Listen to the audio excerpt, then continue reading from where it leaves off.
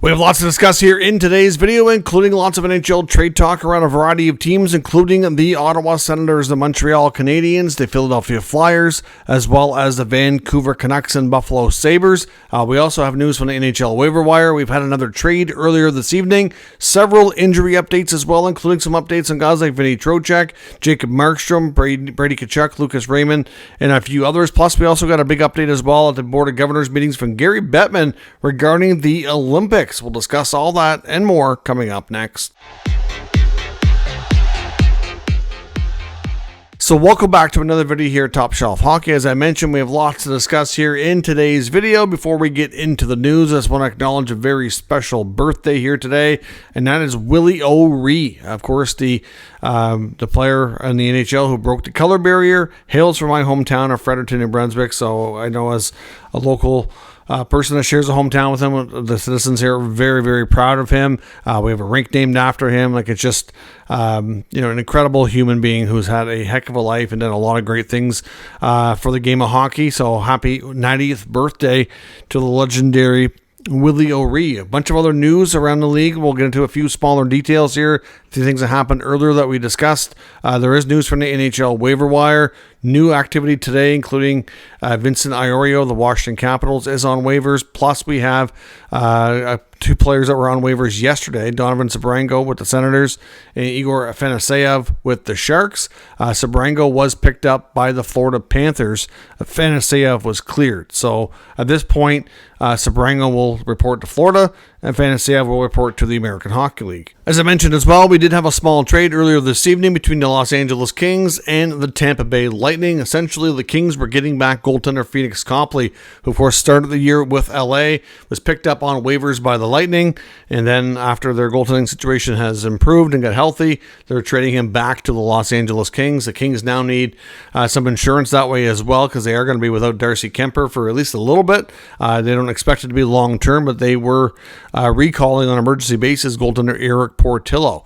So he'll head back to the minors once Copley arrives with the Kings, but obviously for right now, that is a good situation for them to be able to pull this off, because obviously Copley losing him to the Lightning earlier certainly impacted their goaltending depth, but he'll now go back to LA. That's a future considerations return, so really nothing on that front to go back the other way. Also, some significant news out of Chicago as well. They are going to be without their captain for a period of time. We don't have an exact timeline, but Captain Nick Foligno is taking a leave of absence from the Chicago Blackhawks due to family reasons. His daughter, of course, you probably know if you follow the Blackhawks or just hockey in general, or if you're a fan of Nick Foligno, but he did have a daughter that was dealing with a heart condition, and that she is having follow-up surgery for her congenital heart disease. So he's taking time away to be with his family while she goes through that process. So, as a dad and somebody who has a daughter himself, I can only imagine what Nick Foligno was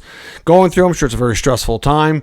Even though they tell you a lot of surgeries are expected to be successful and all that, until they're done and complete, it can be really hard on the nerves. So certainly thoughts are with Foligno and his entire family, and I hope his daughter makes out well and comes through as expected with the surgery.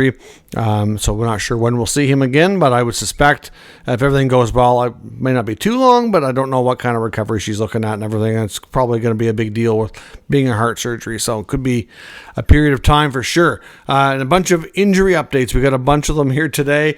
We'll start with the New York Rangers. Vinny Trocheck, who we talked about in the last day or two, that was injured.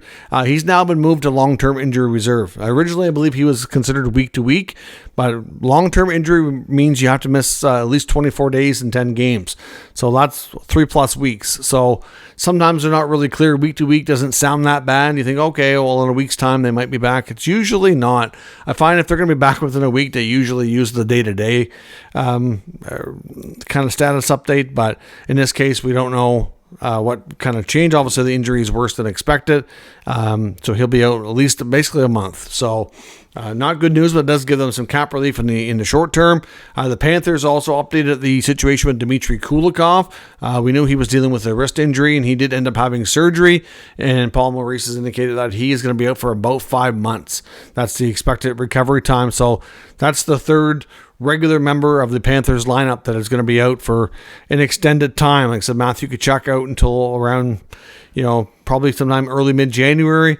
And then you've got Barkov likely out for the entire regular season, maybe all the playoffs as well. And now Kulikov is going to miss. He should be back if all goes well before the end of the regular season, but he'll miss majority of it. So certainly, not something they want to keep adding to the list of. New Jersey also, we talked about their goaltending situation, their last game. Jacob Markstrom is going to miss time. Sheldon Keefe said he's going to miss a few weeks. So they did recall Nico Dawes with Jake Allen leaving the previous game as well with cramping. They weren't expecting that to be an issue. It is something that Jake has battled off and on throughout his career. So again, not something that they expect to keep him from missing any starts, but something they'll monitor. But he will, along with Nico Dawes, make up the goaltending tandem while Markstrom is out. And to create some extra cap space, they also moved the injured Zach McEwen, who was acquired from the Senators in a early season trade for Curtis McDermott. McEwen is now on long-term injured reserve as well. The Columbus Blue Jackets have indicated that Miles Wood is going to be out for about at least a week as well. Vegas Golden Knight goaltender Aiden Hill was injured in last night's game against the Flames. Hard to say exactly what he's dealing with. The exact injury, we haven't seen an update here yet, but it certainly looks like it had potential to be,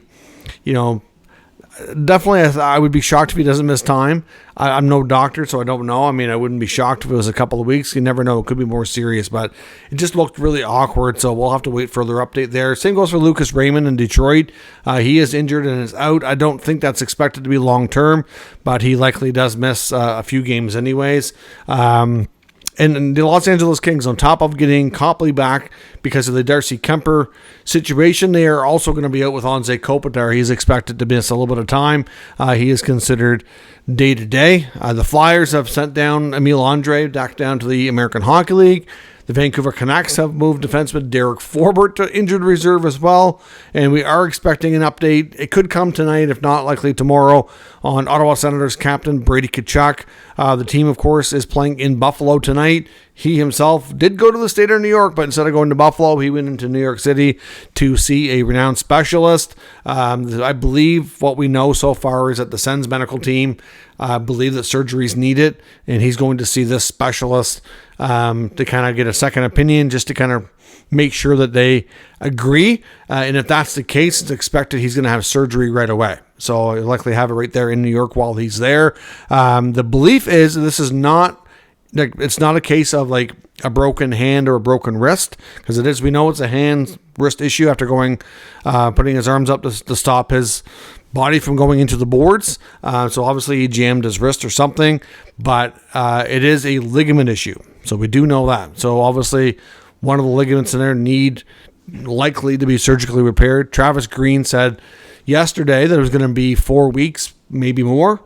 And I think it's fair to say, based on what we learned today, I know Bruce Garriock had asked around the NHL, a bunch of his sources, that based on what they've seen in the past, and it's, every injury is unique to an extent, but from what they've seen with this injury before, if he has the surgery, which is very likely, you're probably looking at adding at least 2, maybe as much as 4 additional weeks to the recovery time. So instead of approximately 4, it'll change things to about 6 to 8. So that's a big blow. At the same time, it would be less likely that it would impact his availability for the Olympics, and it would get him back, because I know yesterday there were some saying if he had surgery, he could be looking at, 3-4 months or more, right? So it's like, it's not that, like, we're not waiting for a bone to heal. It's a ligament being surgically repaired in his hand wrist area. So we'll see exactly what happens. We'll get the official update, but all the indications are surgery will be done this week. And we're probably going to get a 6 to 8 week likely timeline, but we'll see what the doctor says after he gets everything seen to, which we'll hopefully know here by tomorrow. Board of Governors meeting taking place as well right now. And one thing that Gary Bettman did talk to reporters about after their meetings ended was some concerns over the delays in the construction of the arena, the main arena that's to be used in Italy for the Olympic Games. Apparently, they're very behind in the arena construction. I also seen an update from Chris Johnson, I think it was yesterday. I didn't get a chance to read through the full article, but I skimmed through it, saying that there was some concerns as well for the Olympic Village not really having like a high standard. Like athletes may not be wowed like they have been in the past with how cool the setup was and how in-depth everything was. So I'm not sure what's going on in Italy for all the construction around everything to be ready to be an Olympic host, but it certainly seems like there are some concerns popping up now, amongst other things. So we'll have to see what kind of impact that could have, or if anything, here on everything going as planned. I sure hope that it's not a case of the NHL backing out or anything. I don't think it's very premature to suggest that, but at the same time, like, they've got to get their act together and get things going. So I'm not sure what they can do with really a very limited amount of time left to be ready. So we'll await further updates. Like I said, a bunch of rumors around the league today. We're going to look at Vancouver, Montreal, Ottawa, Buffalo, Philadelphia. We'll start with a couple of quick hits here. The Flyers, according to fourth period's reporter Dave Pagnotta, he's saying that he believes that there's going to be a bunch of teams kind of poking around the Flyers over the next number of weeks and into between now and the trade deadline. And one of the players they're looking at and getting a lot of attention is Owen Tippett. Now, it's no secret, Owen Tippett, of course, was the centerpiece to the Flyers that came over when they traded former captain Claude Giroux to the Panthers in a deadline deal before he became an unrestricted free agent and ended up going back to sign with his hometown Ottawa Senators. But at that point, Tippett was a up-and-coming prospect that had a little bit of experience with Florida and was, kind of a player that they viewed to be a pretty good shooter, good scorer, somebody they could kind of start their rebuild process around. And I'm not saying it's all been bad with Tippett, but I do think that it's fair to say they might be having a little bit of buyer's remorse on the contract they gave him afterwards.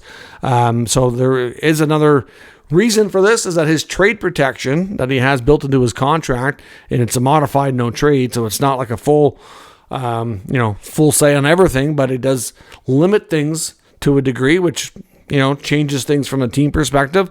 That kicks in next July, so he's eligible for that. And then next year of the contract, which starts July 1st, if they were to make a trade between now and then, they wouldn't have to worry about that. He would have no say. So I think between looking at how he fits at this point moving forward and everything, there's already been rumors around this player. I do think it's not a given he goes, because there has to be a team that obviously is comfortable with the contract, likes him enough to pull things off. I know we had talked about, potential trade with the Sabres. Maybe a player like Tippett going there in a deal for Bo Byram. Doesn't mean to be 1-for-1, but a deal that could, possibly change things up for both teams. So it's hard to say if the Flyers-Sabres trade goes through or anything. We know the Sabres are a team we're going to touch on here quickly as well, and they're certainly, under a lot of pressure to make some changes and get things turned around. So if it's not them, it could be anybody else. So it's just a player that's generating a fair bit of interest, and it sounds like the Flyers are interested in moving if the right deal comes along before the trade protection kicks in. So we'll see where that goes. The name to watch this year. I know, speaking of Buffalo, we'll jump into them next. Jeff Merrick today on his program was talking about the Sabres, and he really thinks that there could be significant change coming really soon, with mainly a GM change. I don't know that, like I said before, if I'm the owner and I'm thinking of making a change, you're certainly not going to want the GM who's been there for 6 years and has not gotten this team any further ahead to be able to handle significant moves going forward. Obviously, like I said before, there's a lot of reports suggesting that players like Rasmus Dahlin, Tage Thompson, like the top guys, have made it known to management. They have not requested a trade. They have not asked out as of right now.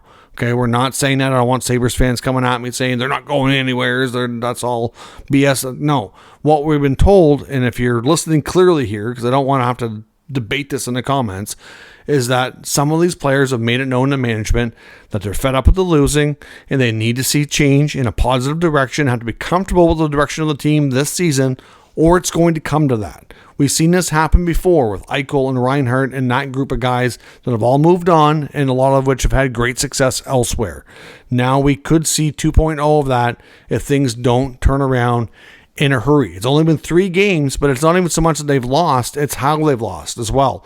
It's a lot of things going into this. So, clearly, like, if it got to the point that Thompson or Dahlin or these big time players for the team went to management and said, okay, I can't do this anymore, change isn't coming, this team the culture is bad, like whatever, I want out. Do you want him handling that when you've already seen in the last 6 years? I don't think so. That's why it makes sense that a GM change is probably one of the first dominoes to fall. And as Merrick has said, they've got Jarmo Kekalainen there. He's waiting in the wings. He was brought in as an advisor, but I'm sure that Terry Pegula also brought him in knowing that if I got to make a change soon, I don't need to do a big search. I don't need to look outside the organization. I've already got my next GM there, right? So they do that. There's also belief by some. I know Sarah Valley was saying that he believes that the coach, Lindy Ruff, that hiring process was more of the owner than it was Kevin Adams. So, like we've heard before, Terry Pegula refer to himself as the president of hockey operations. We know he's an owner that meddles a lot, and I think he's got his hands all over a lot of these decisions. So it's kind of tricky. I've seen some Sabres fans saying, can the NHL get us a new owner? Is there anything they can do? They're not happy at all with how things have gone. So clearly, like I said, in the short term, a change in GM makes sense. He also went on to say if Jarmo Kekalainen becomes GM there soon, would he change the coach at Mall and maybe not happen right away? It's hard to say. We know Lindy Ruff has been there for, this time around hasn't been there long, but has spent so much time in his career as a member of that organization. They wouldn't even necessarily have to get rid of him completely. They could transition him to another role if he wanted to. I don't know if he'd be interested in that, but he'd wondered about Jarmo Kekalainen's old coach he worked with in Columbus, John Tortorella, who was also looking for work. Technically, he's working in television again with ESPN, but I think he would jump at the opportunity to go back to the NHL. I don't know how he'd feel about that particular spot and coaching role, but yeah, it's kind of some speculation there from Merrick. Also wondering about Alex Tuch, if he becomes one of those players that decides, yeah, you know what, extending here is not something I want to do, that the Oilers are a team that's going to be on his radar for sure. Now, doesn't mean he wants to go there, doesn't mean he'll sign a long-term extension, but you got to think that with McDavid taking a big discount, that there's going to be options to add another, top 6 player that's going to make a decent salary, and he could be a guy that they target. We mentioned before about some connections with his spouse to Western Canada. So, it's not foreseeable, like crazy thought that he could go there, but I think, being a Western New Yorker himself, probably would prefer for things to work out in Buffalo and sign an extension there. But for one, they got to present him with an offer that he likes enough to consider signing, and I'm sure he wants to have the team do well enough to make it a better place to play and work as well. So that's going to be a factor in all this too. So we'll see, but the Sabres obviously have a big week or two ahead of them with change coming if we don't see a bunch of different results on the scoreboard for sure. In Montreal, some talk around a few players that could find themselves as trade pieces this year. Article in the Montreal Gazette from Stu Cowan talked about 2 players that were getting a lot of attention. One, he doesn't think has any chance to leave. One is a possibility, but thinks it'll be a wait and see approach. One was Brendan Gallagher. Of course, at one point, that contract was looking pretty bad. The results for him personally were way down. They're still not great for what he gets paid, but with the cap going up, it makes it a little easier to deal with. He's kind of carved out a different role for himself. At one point, he was, first, second line, looked upon to be 25, 30 goals. He has a different role in the team now. He's been there a long time. They look to him for leadership. They look to him for experience and all those things with such a young group. And, with only another year left on Gallagher's contract, Cowan doesn't feel there's really any likelihood that they look to move him. They don't really need to space super bad or anything like that. So I agree. A couple of years ago, I really thought there was a good chance he was going to get moved or bought out. And, between him kind of improving his play a little bit and then the cap rising and where everything is with the team, I don't think they really have a need to do that either. I think they'll let him ride things out and finish his contract in Montreal. The other player is Jaden Struble, mainly because he could find himself in a spot here with Arbor Jacki in that battle for that number 6 defenseman spot. And clearly, if there's an injury or something, there could be room for both. If not, Struble or Jack could be fighting for that last spot. So it kind of creates a opportunity where Struble may not play every day. The other part of this as well will be impacted by the Mike Matheson extension or lack thereof. If the Habs decide to keep the veteran defenseman and extend him for 3, 4, 5 years, whatever the deal is, it's going to impact his ability to move up in the lineup too. So clearly their decision to extend Matheson will have a role here, and it's going to depend. Like if they decide that they want to try to bring in another player to upgrade the forward group, whether they want to add a centerman or anything else that they think that forward group needs or anything else, then Struble will probably be a player that they get asked about a lot. They have moved out a few of their young defensemen already, so it's not something that they're anxious to do by any means, but Cowan feels that he's a player to watch should the Habs decide to make an upgrade throughout the year. The other team I want to touch on here is Vancouver, off to a poor start, and again, Elias Pettersson's on a milk carton wondering where the heck he is. I know listening to comments from Rick Dhaliwal interviewing Craig Button on his program today, talking about how Pettersson has 1 assist so far this year, 3 shots on goal, and he's just not engaged. Like he just doesn't look dangerous or engaged at all, which is a major concern for a player making $11 million and is supposed to be your number 1 center. And as Craig Button said, he said, Pettersson made a comment himself to the reporter saying, after the first 3 games of the year that I need to be better. These first 3 games haven't gone well for me. He's like, well, no, it's not. You don't need to be better after 3 games. You need to be better after like the last 120 because you weren't good last year. You weren't good for part of the year before that. If things don't get better, he wondered if the Canucks would actually consider doing a buyout at the end of the year because he would probably be untradeable. He's going to be an $11 million player. At this rate, he's on pace for like 30 to 40 points at most. And if you get a point like every 3rd game, like that's nowhere near what you need. Unfortunately, a buyout would be super expensive. He's only in year 2 of 8 of $11.6 million AAV contract. The first 3 years, they'd save decent money. They would save 8.8 in the first year, 7.29 in the second year, and just a little over 5 in year 3. But then the final 3 years, because there's 6 years remaining, they would have they would only save $1.5 million in each year. So that's not nearly enough. And then after that, because the way the buyout works is it's 2/3 of the money over twice the period of time. So you add twice the period of time. So then you'd have dead space of $2 million in change for 6 additional seasons. Now, with the cap rising, you might not be too worried about that. But, 3 years, you save money. Then you have 3 years of really bad cap hits. Like, it'd be similar to what we saw in Minnesota with Parise and Suter. Like, it's just not feasible. To be honest, I wonder if they'd have a better chance at trying to retain money and trading him that way. Would somebody take him at 50%? If they were paying him, let's say 5.5 or whatever that works out to, between 5 and 6 million to be like maybe a number 2 center or something. I don't know if it's the pressure of the Canadian market in Vancouver or what it is. He just doesn't, he's a shell of himself. He doesn't look anything like the 100-point player that he was. And when the season, before it started here, I always do predictions every year. And I really thought after all the excuses taken away with the relationship with JT Miller, and then, of course, we had heard about, the year before, he had knee issues. Like, all that stuff is gone. He supposedly had a really good summer from what we had heard, training-wise. I know I believe he got married. I think it was kind of a quieter wedding, but still, like, from a personal standpoint and a training standpoint, it just seemed like everything was good for him. He was in a good place.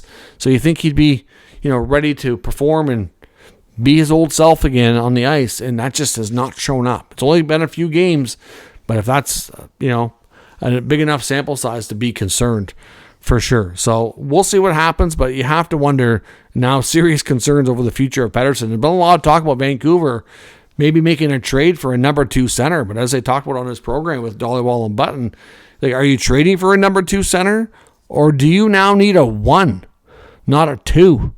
You got Philip Hedl, who's right now the 2, who, yeah, he's a useful player. He's doing some good things. Like, they like Hedl. They'd be a much better, deeper team if he was probably a 3, but you can kind of, have him be the 2 if your 1 is being very productive. But when he's not, and you need him to try to make up for what Pettersson's not doing. He's just not capable. Like it's already a stretch for him, I think, to be a really good 2. So yeah, the Canucks are in trouble if Pettersson is going to continue to play this way, and it's going to lead to poor results, which could lead to Quinn Hughes leaving, and it just could be a major, just complete cluster, if you know what I'm saying. So we'll see what happens, but let me know your thoughts on all of today's news and rumors around the entire NHL that we've discussed here in today's video. We'll talk further. If you're new to the channel, make sure you subscribe and stick around. We'll keep you up to date with all the news, rumors, and analysis of all 32 NHL teams. Thanks for watching, and I'll catch you next time.